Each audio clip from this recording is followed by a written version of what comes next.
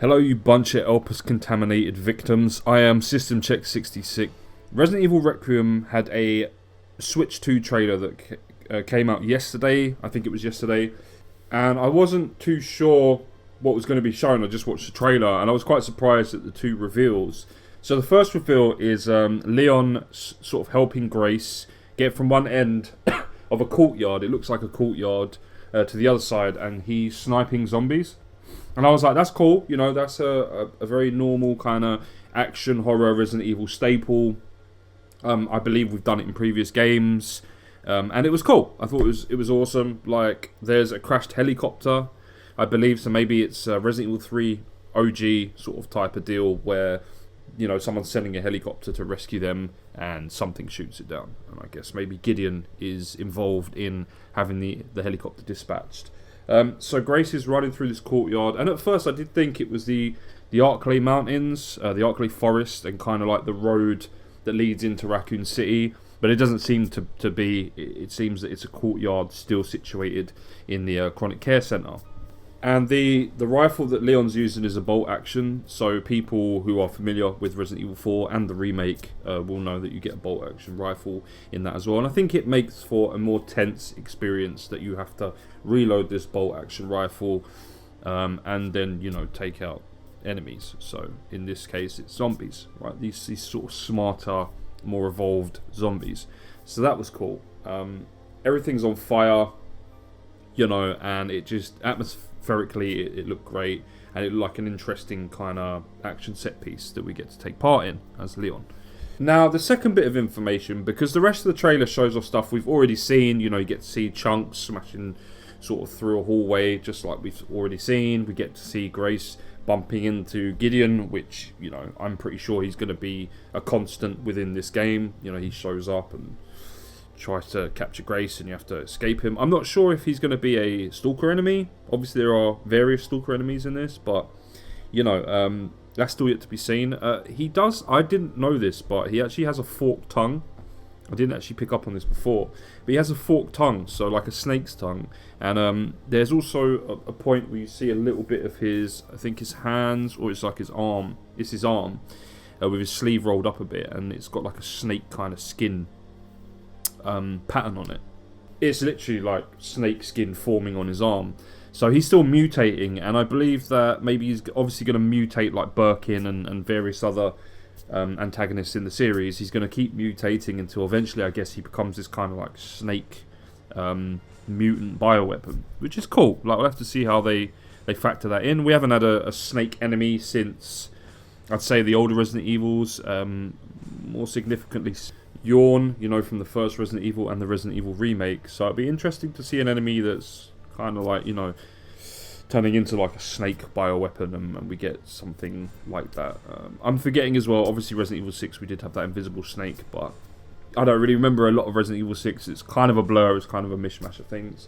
So the second thing to go into is, during the trailer, Leon says a line after investigating this dead body. He says that it's the same as the other 6 survivors of Racoon, or all survivors, it's something along the lines of all survivors of Racoon City, all 6 survivors of Racoon City have died from the same thing.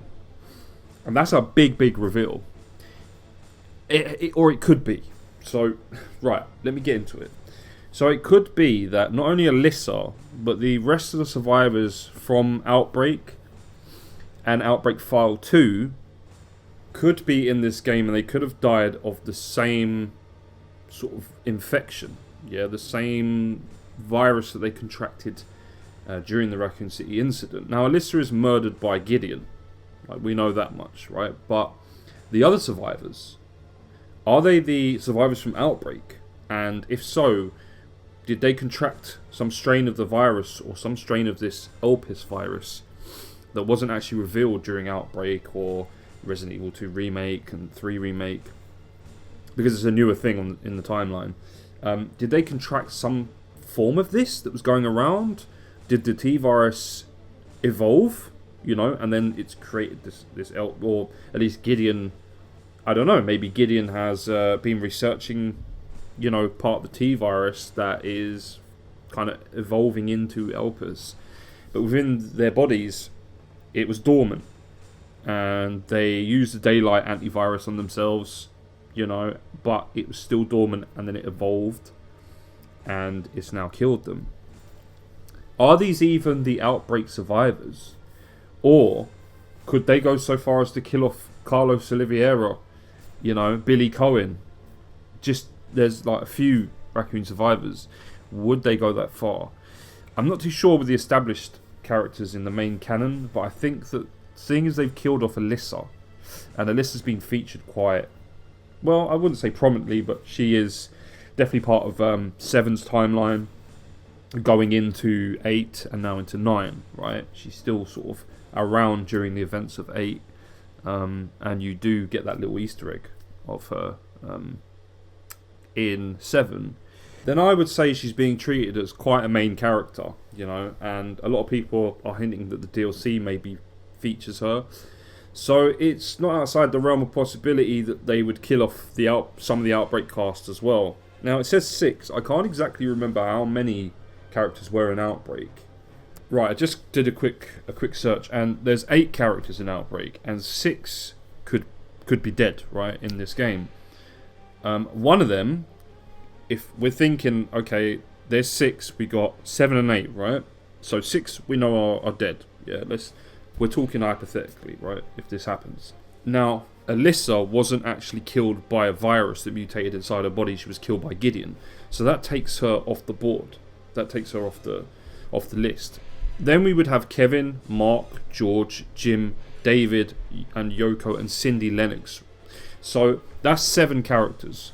Now, if we go by the supposed leaks, which I'm not saying are true or untrue, then Yoko would be featured in this game as working with TerraSave, along with Claire Redfield, supposedly.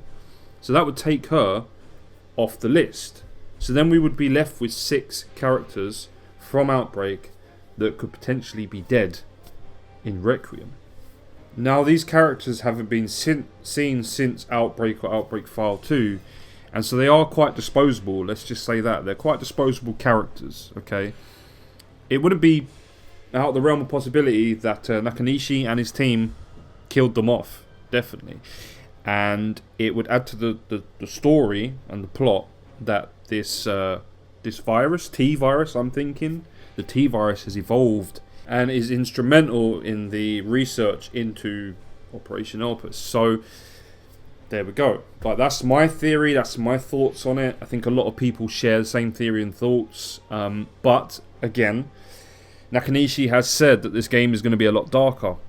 So could he have killed some actual established characters off as well, like Carlos or Billy? Again, these characters haven't been seen since their games that they've been in. And so, unless you're killing Chris Redfield or Leon Kennedy, Sherry Birkin, any of the characters that have appeared, more than once, could he kill them off? Characters like Carlos, Billy, it's a possibility. It's a possibility that he could. I doubt it. I think he's going to just take out the cast of Outbreak and Outbreak File 2. But yeah, it's a possibility, definitely. I mean, he could switch it up. Like, he could mix it up, basically. He could have some of the characters from Outbreak, killed off, and then have Carlos or Billy killed off. We'll just have to see. Again, Sherry Birkin is now supposedly working for the DSO. No, she is working for the DSO because it's explained in RE6. You have to forgive me.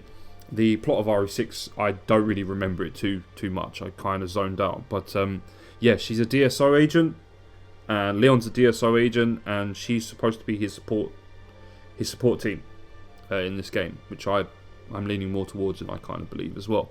But yeah, that's my theory on the latest Switch 2 trailer anyway.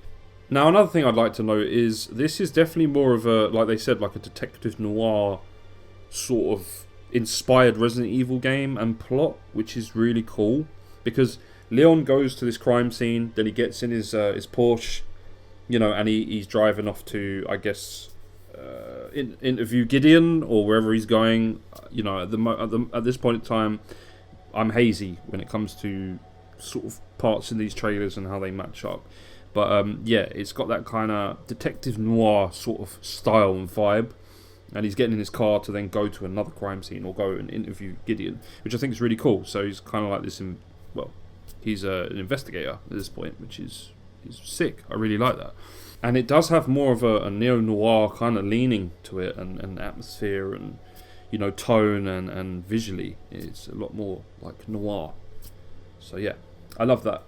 I think that's cool. We're heading back to the days of the original Resident Evil. You cracked the case. Congratulations, you cracked the case. So, I think those sort of like nods and stuff and callbacks to the older games that made this franchise what it is today, I'm all for it. I like that. I think Nakanishi, just adding something in my own thoughts and my theories, I think Nakanishi is definitely going to have an enemy in this that has some sort of mind control powers. And the reason why I say that is because in Revelations, the main tyrant that you fight at the end, it can basically confuse Jill and Chris, make them see things, like it's disappearing and appearing. It has the ability to, project hallucinations onto its prey. So that was Nakanishi adding in his psychological element into the game. And then we have Resident Evil 7, which has a lot of psychological elements as well. The whole mold being connected to Evelyn, who is essentially like the queen bee, and they're all connected. It's a hive. And so there was a lot of psychological shit going on there. And Nakanishi does have a leaning towards that, definitely. That's why I think Village was so far leaning into the psychological fantasy, eldritch horror type stuff. But it was all from Resident Evil 7 kind of implementing that stuff. In its own way, it did do that. And also Revelations did have some psychological bits in there as well. So I wouldn't be surprised if Requiem has a little bit of that stuff in it, because Nakanishi seems to like that sort of stuff. And whether you like it in Resident Evil, being in Resident Evil, or you don't, it's been in the series every now and then. I think 4 introduced it. Realistically, it introduced it when Leon has that, that nightmare. But as long as it isn't too far like Village, then it's all good. Like, I didn't mind the Tyrant having that ability or that power in Revelations. I think and in 7 it wasn't too bad. I think when it came to Village, it just went crazy. Having played Village recently and enjoying it a lot more than I did the first time, I just I treated it as almost like Prometheus or Alien Covenant, where it's in the same universe as Alien, but I can distance myself away from, the main canon that I like to stick with. And it's a similar thing with Village, where it's in the same universe and it's Ethan Winter's story, but at the same time it's not part of that canon, that I'm used to, that I follow and that I'm interested in. The callbacks to Umbrella, Wesker being the big bad for a long time, and just bioterror essentially, without any of that kind of, it's more like the tangible stuff without that psychological stuff added in. If it's sprinkled in here and there a little bit and it's explained, I'm alright with it. But when it goes too crazy, like the eldritch horror stuff in Village, I had to I had to go in it with a different mindset, definitely. But I did enjoy Village. 7.5 out of 10, that game. Definitely. It's ruined by the story and the plot, but I find the gameplay and the location and the locations, the bosses and all the characters and stuff, they're top tier. I've got to be honest, they're really good. So I'm glad that I gave it another chance. It was on PS Plus. I thought, what the hell? Run through it again. And I ended up enjoying it a lot more this time. So moving on to the short film that was released for Requiem. So first, let me start off by saying how fucking amazing that short film was. That is how you do a live action take on Resident Evil. That was incredible. Now, if a film could recreate something like that, I'd die a happy fan. Because it was just, wow, it was incredible. The build up to the chaos that erupts in Racoon City, and there's a callback to Resident Evil 3. I think you get to see Mikhail and his squad as well. There's definitely Murphy Seeker there, and a couple other soldiers that I'm guessing perished, before they found their way to the train. We get to see that. We get to see some RPD officers fighting off the zombies. It just looks amazing. Like the tone, the atmosphere, everything. The music was perfect. And then in the background, we almost see a silhouette of the Nemesis. And it makes sense because Mikhail and his team are going forward, trying to take on the Nemesis. So it's a callback to Resident Evil 3. And that makes me think that there's going to be some nods and some Easter eggs to Resident Evil 3. Definitely. But it looks like Mikhail, it's the Resident Evil 3 remake Mikhail and Murphy Seeker as opposed to the older games. Because this is following on from the more thematic, cinematic Resident Evil remakes. But yeah, awesome. We also get to hear a stars, like in the background. We get a quick shot of a liquor, obviously shrouded. You got to remember this is a trailer. There's going to be a budget, so we don't actually get to see these creatures other than like a zombie at the end. But just the fact that we've got the liquor and the mum, is hiding with her daughter. I'd watch this, so you know what I'm talking about. It's worth just watching. But yeah, they're hiding from the liquor. At one point, we get to see the mum just smashing a zombie's head in, with like a melee attack, which is a nod to the Outbreak games, definitely. So I thought that was cool. And in the end, we get to see Racoon City after, the thermobaric bomb hits and it's all destroyed, and the mum still retains some of that humanity that she had as a mother. She goes to her daughter's gravesite as a zombie. She's now zombified, and then she gets shot in the head and taken out. But we get to see like irradiated Racoon City, pre-destruction, post-destruction. So it's throwing a lot of stuff in there, and I think it's setting up what Requiem's going to be like, and the callbacks, the Easter eggs, and then also visiting this desolate wasteland essentially. And then we get a little bit of audio right at the end with some text popping up saying evil has always had a name, and the audio goes something like a soldier on comms saying that was the last one of them, the area is secured, something along those lines. And then we hear a woman's voice and she says, great, Racoon City is ours. Now a lot of people are speculating this could be Ada Wong. I'm not really watching or listening to what Dusk Golem is saying, and I haven't been. Whether the leaks I covered were to do with him leaking them or whatever, I don't really care. I just covered those leaks from a Reddit post. I don't know who, put those leaks up, so I don't really care. But anything that sort of comes out of his mouth at this point is like just lies, basically. And I just can't. I'm sick and tired of seeing these leaks and people being led on, and then just like Village and other leaks that he's covered, it being completely wrong. He's said that apparently Ada Wong isn't in the game, I believe. Bullshit. I call bullshit on that. 100%. There's no way they're leaving Ada Wong out of this game. I'll be surprised if they did. She was supposed to be in Village, and that game didn't even feature a cast of characters that have interacted with her, except for, say, Chris, and that was only a small interaction. So then to have her in a game that's got Leon, in it, and going back to Racoon City, maybe discovering the company that she works for, finally, maybe it's Tentsu, having the connections involved, as well as callbacks to Umbrella. I think that we're going to have a bunch of companies all vying for Racoon City. That's what I think is going to happen, or at least 2 or 3 companies, because Tricell's gone. That was done when Excella and Wesker were killed. But yeah, I think that Ada's definitely in this game, 100%. A lot of people are speculating that could be her voice, and she's like, yeah, now Racoon City's ours. So yeah, there's just no way they're going to have this game go back to Racoon City, have Leon in it, and not have Ada in it. I choose not to believe that they wouldn't take that chance and that opportunity. So yeah, anything that Dusk Golem said with Ada not being in the game, I call bullshit on, 100%. I think that's bullshit. But we'll just have to see. She was a big part of Resident Evil 4 remake, and I reckon they'd get like maybe Lily Gao back to voice her. But I think Lily Gao will definitely bring it this time, 100%. I don't think it will be as wooden a performance. Having played remake more and more times, I got used to it. I've got to be honest, but yeah, I think she'll voice the character a lot better if they do bring her back.